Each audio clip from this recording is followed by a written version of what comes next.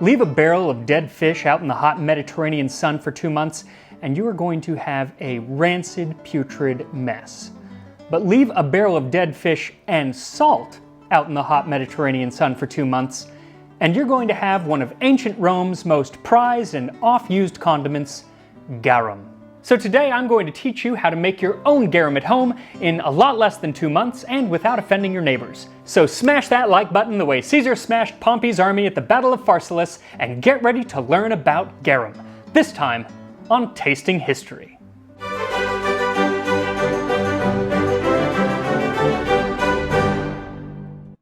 Garum, sometimes called liquamen, is fermented fish sauce. And before you say, ew, Rome, gross, you have to realize that we still have fermented fish sauces with us today. Worcestershire sauce is made with fermented anchovies, and different varieties of fermented fish sauce can be found throughout cuisines in East Asia. Nam Pla in Thailand, Nuoc Mam in Vietnam, and Ek Jot from Korea, just to name a few. And I am apologizing for my pronunciation of probably all of those sauces. And in the small fishing village of Cetara in Campania, Italy, they make something called colatura di alici, which translates to anchovy drippings, and is probably a direct descendant of garum. If you don't want to make your own garum, you can go ahead and use this as a good substitute. I will put a link in the description where you can find some. But since Tasting History is all about trying to recreate the dishes of the past rather than just buy their modern cousins, I decided to make my own garum. Now, when I ventured down this fool's path, I assumed it would take me a couple months because the traditional way of making garum, like the ancient Romans did, would be to take a large vessel, put a layer of whole fish, then a layer of herbs, and then a thick layer of salt about 2 fingers thick, and then just layer that up all the way until you fill the entire vessel. Put a stopper in it and set it out in the sun for 2 months, every once in a while kind of plunging it and mixing up all of the juices. And I was going to do this for you, the viewer, who I care for so much. But then a friend of mine who had ventured to Laos told me about a run-in he had with the factories that make their fermented fish sauce. And he basically said, you cannot do that living in a condo surrounded by neighbors. They would probably call the cops thinking that there was a dead body over here. So I was disheartened, but I kept up my research into Roman cuisine anyway. And I'm so glad that I did. Because I found out that making garum is covered extensively in a work called the Geoponica, which dates from the 10th century and is from Byzantium, which is the Eastern Roman Empire. And it's said that it's based on a 6th century Latin treatise. Now, it actually mentions 5 different recipes for garum, and some of them have wine, some of them have different fish, different ways of preparing the garum, but I'm going to read you 2 just to spare you from reading all 5. The best garum, called hymation, is made as follows. Take the entrails of tunny fish and its gills, juice and blood, and sufficient salt sprinkled on. Leave it in a vessel for 2 months at most. Then pierce the vessel and the garum, called hymation, will flow out. Kind of reminds me of that little spigot on the bottom of our cold brew jar. And I'm guessing that just like the cold brew, a tall ice glass of garum in the morning will really get you going. But it's this next recipe that rekindled my hope of making my own garum at home, because clearly the author of the Geoponica knew that sometimes you just can't wait for your fish juice fix. If you wish to use the garum at once, i.e. not expose it to the sun, but boil it, make it in the following manner. Take brine and test its strength by throwing an egg into it to see if it floats. If it sinks, it does not contain enough salt. Put the fish into the brine in a new earthenware pot, add oregano, put it on the fire until it boils, i.e. until it begins to reduce. Some people also add defrutum. Let it cool and strain it 2 or 3 times until the liquid is clear. Seal and store it away. Now, defrutum is a syrup that's made from reducing must, which is freshly crushed grape juice with the stems, seeds, and skins in there. And I don't have any of that right now, so I decided not to use it, and that's okay because he does say some people use defrutum, and I ain't some people. So with the Geoponica giving us full permission to make quick garum, let's do it. First, you'll need about 2 quarts of water. Then, a ton of sea salt, probably close to a pound. It's going to depend on different things like the salt, the water, and the temperature of it, but He gives us instructions on how to tell when it's ready, so we will do that with the egg later on. Then some dried oregano. I went with 2 heaping teaspoons. Then if you want, you can add some defrutum if you have it, or have must that you can reduce.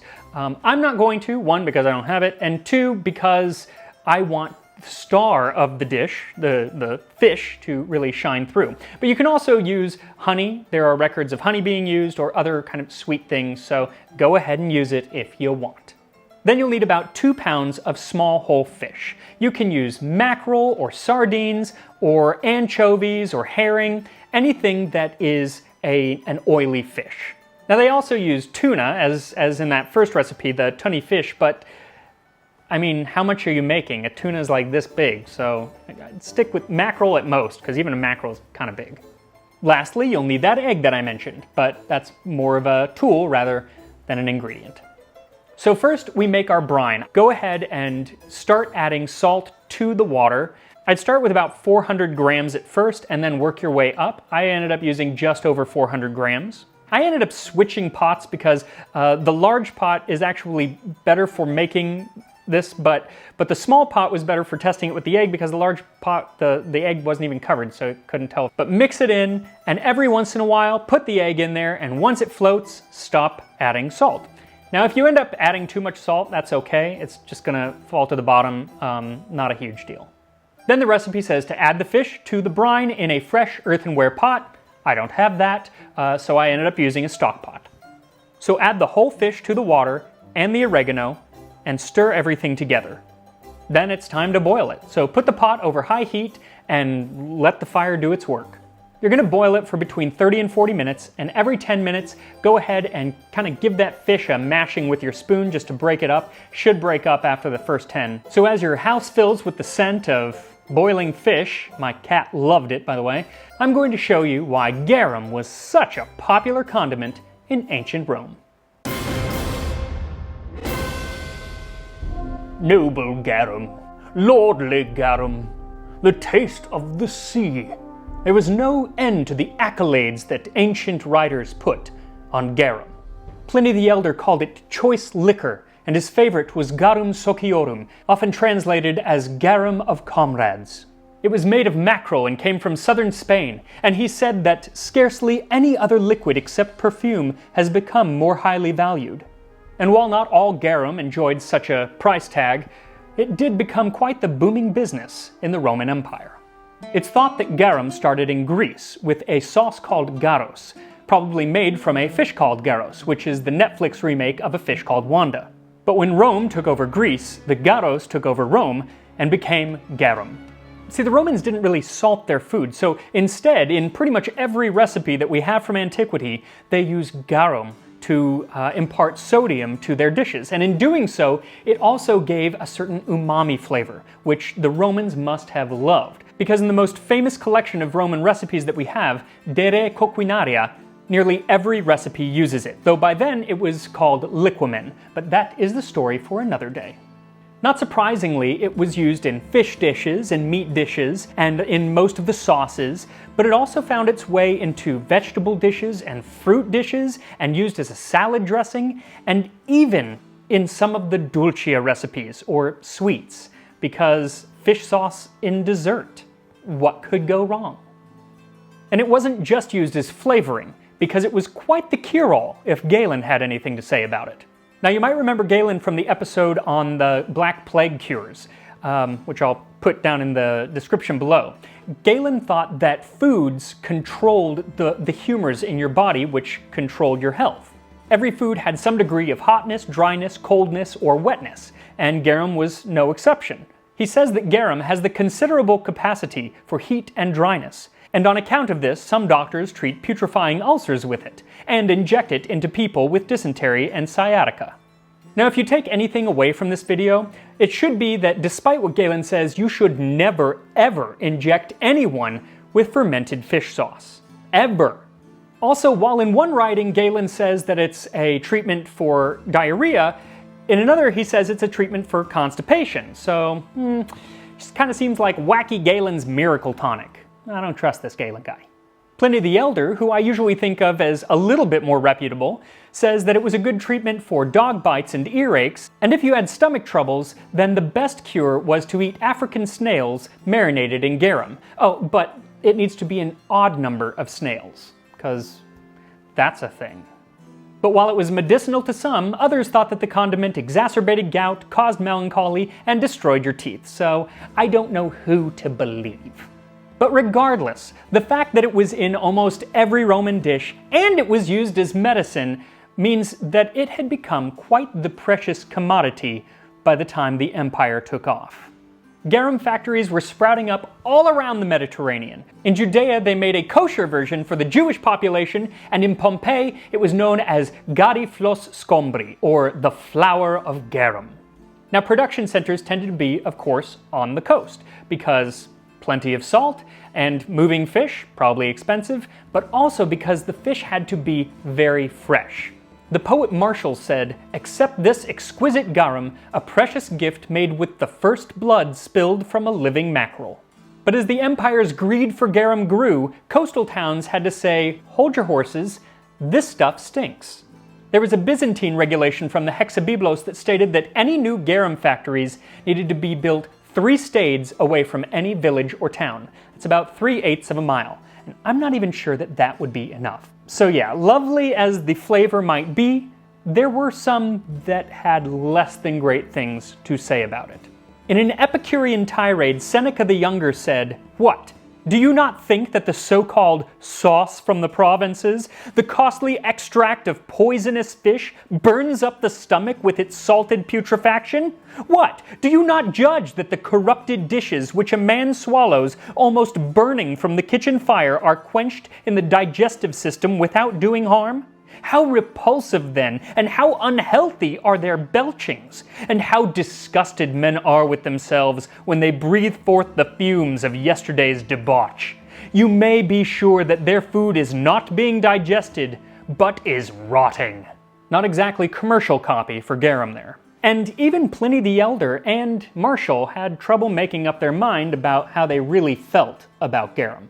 Martial once commended a young man for making romantic advances toward a woman who had already had 6 helpings of the stuff that night, and Pliny the Elder, who had called it proud sauce and exquisite liquor, also described garum as the guts of fish and other parts that would otherwise be considered refuse, so that garum is really the secretion of putrefying matter.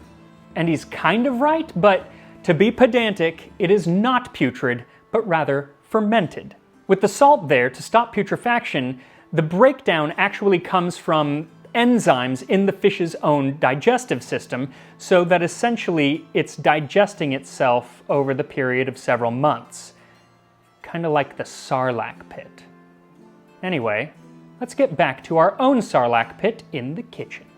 So once the fish has boiled for 30 to 40 minutes, take it off the heat and let it cool. Then pour it through a colander.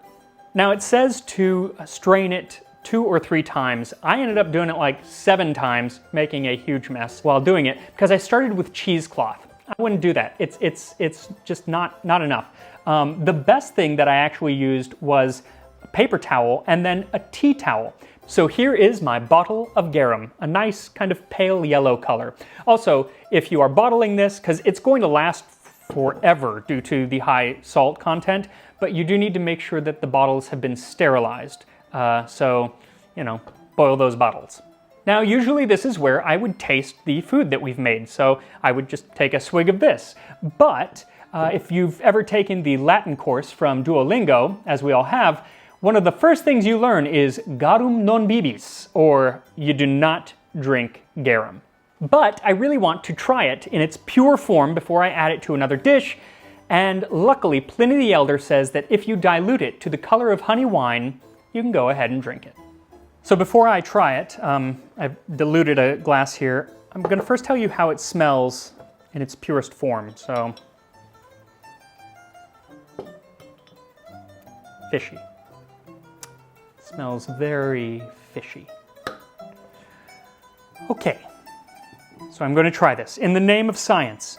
But before I do, I want to let you know that next week I'm actually going to use the garum for its intended purpose, which is as an ingredient. I'm going to be making mitulis, or mussels, as described in the De Re Coquinaria by Apicius, and that's what we'll be talking about. So make sure to hit that notification bell when you subscribe so you'll be notified when that comes out.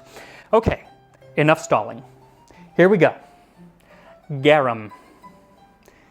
Oh, I feel like that episode of Friends where Ross is going to drink the fat.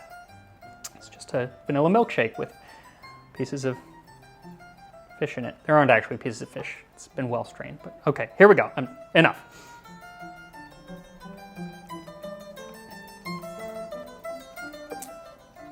So, whoever said that it was the taste of the sea is right. It tastes like the ocean. It's not actually as fishy as I thought. It's more of just like salt watery.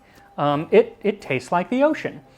I think that it actually might be a very nice ingredient. That said, I'm not going to be putting it on a salad, and I'm definitely not going to be finishing this glass. So, yeah. Anyway, please like, subscribe, and I will see you next time on Tasting History.